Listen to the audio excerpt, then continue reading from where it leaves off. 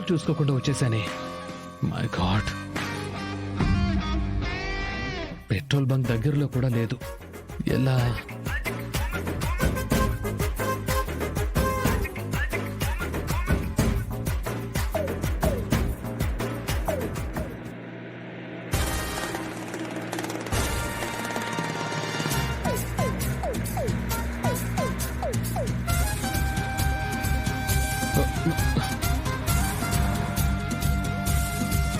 చూడొద్దు, చూడొద్దు.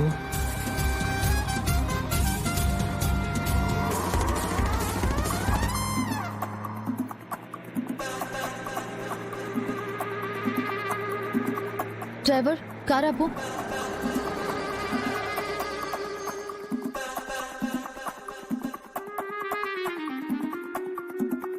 కార్ ఆగిందేంటి? చూసిందా?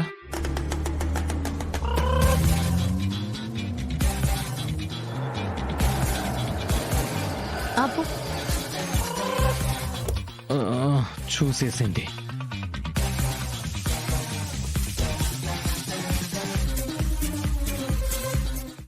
ఏమైందండి?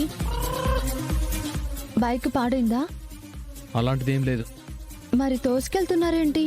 నా బండి నా ఇష్టం, నీకెందుకు? నాకెలా తోస్తే అలా వెళ్తాను. ఎలా తోస్తే అలా కాదండి. బండిని మీరు ఇలా తోస్తూ ఉంటే కూడా నేను అడగకూడదా? ఏమైందో చెప్పండి. పెట్రోల్ అయిపోయింది. ఆ విషయం నీకు చెప్పాల్సిన అవసరం నాకు లేదు. సరే, చెప్పొద్దు. బైక్ డ్రైవర్కి ఇచ్చి మీరు కారులో కూర్చోండి. డ్రైవర్,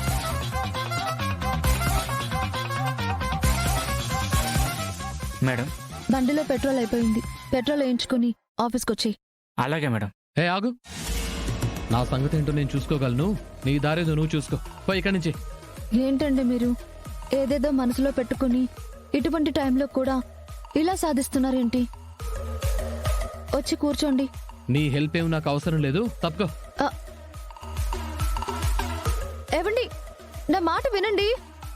రమ్మంటే కూడా ఇంత మొండికేస్తారేంటి? ఛా.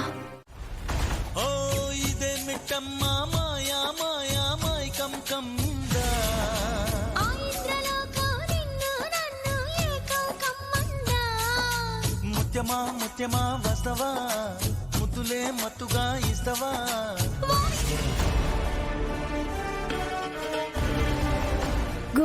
Good morning madam.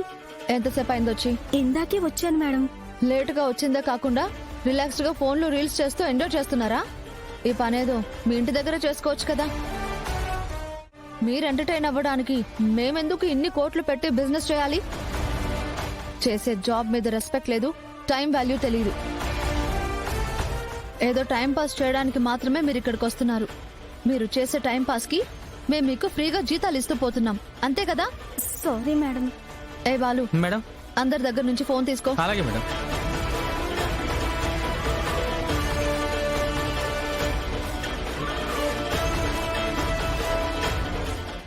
ఇవ్వండి.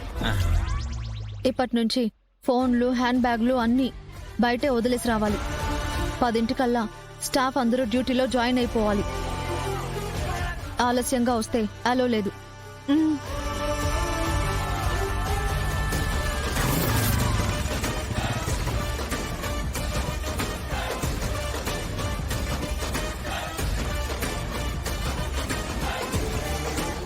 టైం పాస్ చేసే వాళ్ళకి ఈ కంపెనీలో చోటు కూడా లేదు. మేడం, అర్థమైందా?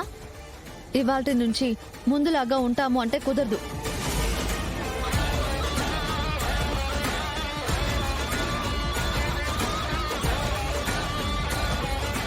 ముందు ముందు కూడా ఈ రూల్సే కంటిన్యూ అవుతాయి, గుర్తు పెట్టుకోండి.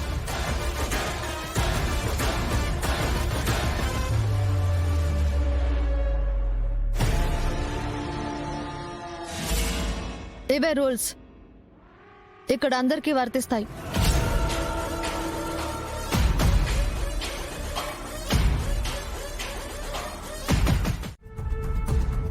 ఆనందా, అక్క, ఈ రోజు జరిగింది నాకేమీ నచ్చలేదు.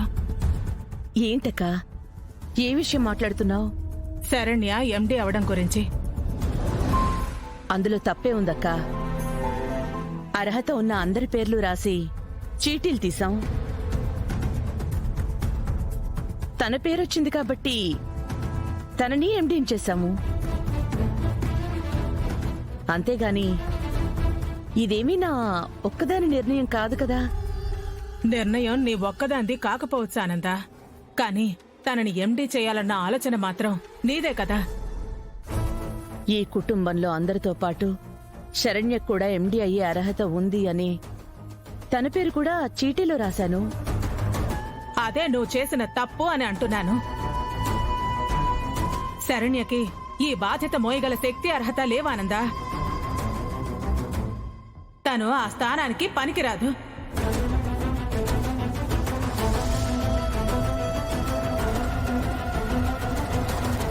ఎందుకక్క అలా మాట్లాడుతున్నావు?